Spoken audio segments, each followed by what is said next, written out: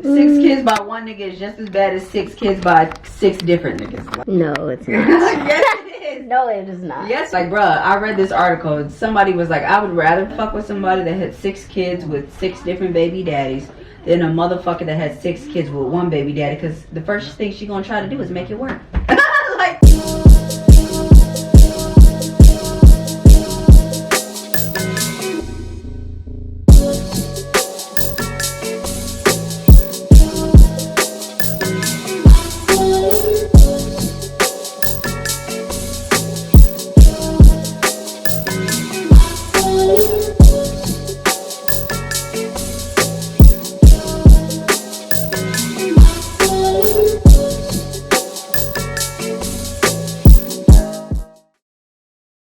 Okay, so there's these breed of men, right? And they're usually our lessons. They're the men that we have to experience to learn lessons. They're very toxic, very jealous, insecure, controlling, non-verbal, plays games, plays mind games. unintentional and intentional. Yeah, definitely. Doesn't care about feelings. Hell, not even considering them prior to the actions they commit. Yeah. Like, I'm not included.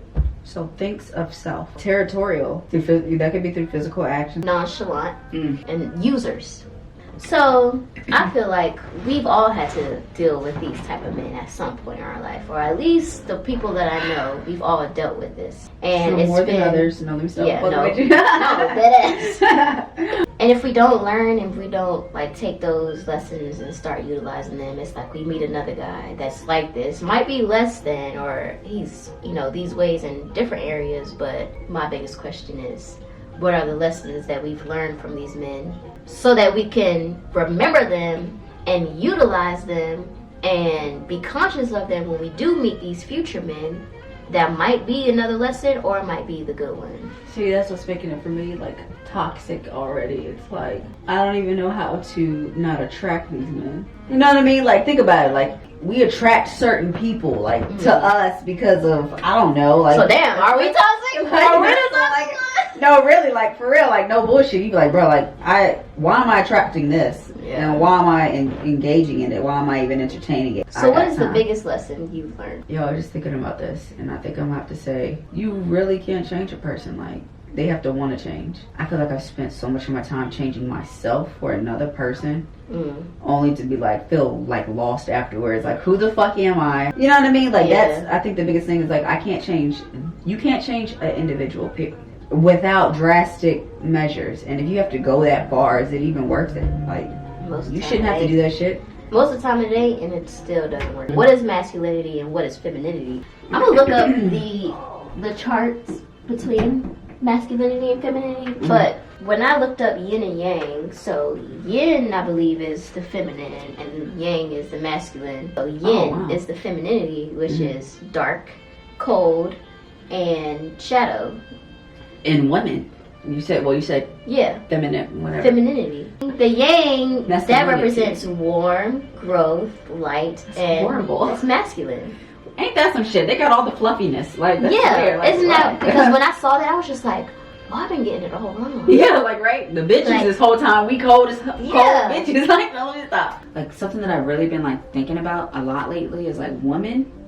Think about it. I don't know what the rate is for single mothers raising men or boys, you know what I'm saying? But when you start thinking about this shit, it's like I think the statistics are greater in that sense. So it's like, bruh, are mothers the ones fucking up their sons and their logic? Like, and then, like, whatever they were exposed to with their children? Because, like, and then not even that, I think, like, I read the book The Making of a Slave by Willie Lynch. I was just literally about to bring I was that like, up. bruh, like, when I read that shit, I was like, bruh, like, it said the women held the power and the thing, like, and it was just like, one thing that stuck with me was pretty much was like, the mother raises her son to be weak. And so I was like, I'm not doing that with my son. One thing, I don't know how I'm doing it, but I'm not doing that with my son. Like, I want my son to have emotions. He deserves that. He deserves to express himself. I realized, like, I was really on that. It's so funny, like, having children really just forces you to, like, address issues with yourself. And you were raised and things of that sort, but one of the biggest ones I had is women raise their sons to hit back. They raise their children, their sons especially.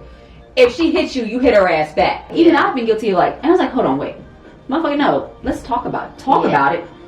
and walk the fuck away. You're a black male. You know what I'm saying? First of all, and only because I've been in experiences, let's just be brutally honest. I've seen physical altercations with my parents. Like, I thought that was okay. It's not okay. Yeah. Not only that, but mothers, a lot of mothers, you'll be shocked. Well, my mama said if a female hit her back.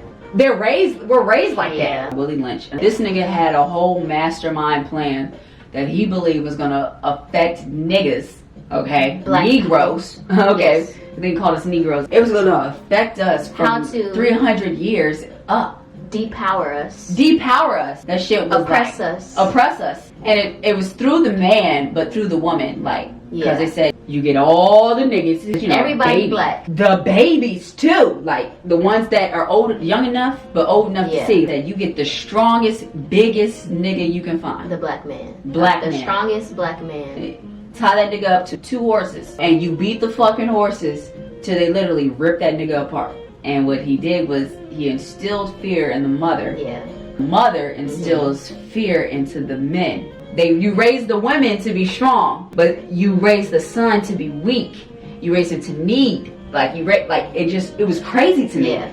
But the biggest thing they recognized is that the woman was the strongest. She held the role in the family. And she held the role. And if you forced her to watch man get abused, that oppressed her to the point where she was fearful of to her do life, anything. his life, anybody's life. Yeah. Like, but it was already like in stone that the mother controlled, or not the mother, the woman of the household controlled the household. Everything. She controlled everything in the household pretty much. Yeah. And once you break her, because they pretty much was like, all the nigga was just physical. He's physical strength. He's like, but the woman of the home held every other strength barrier there was, or you know, like, and that was it was really scary.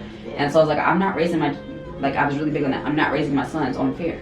We have to get to the lessons. Love, you gotta like love unconditionally, at the point that like I feel like loving someone sometimes can also be hard. Like, you're loving them through parts of them that you don't like necessarily, but you're loving them through that. Like, just be real with your love and shit. Like, communicate. Like, those are really like some of the biggest lessons for me, is like loving unconditionally, communicating when you don't want to communicate.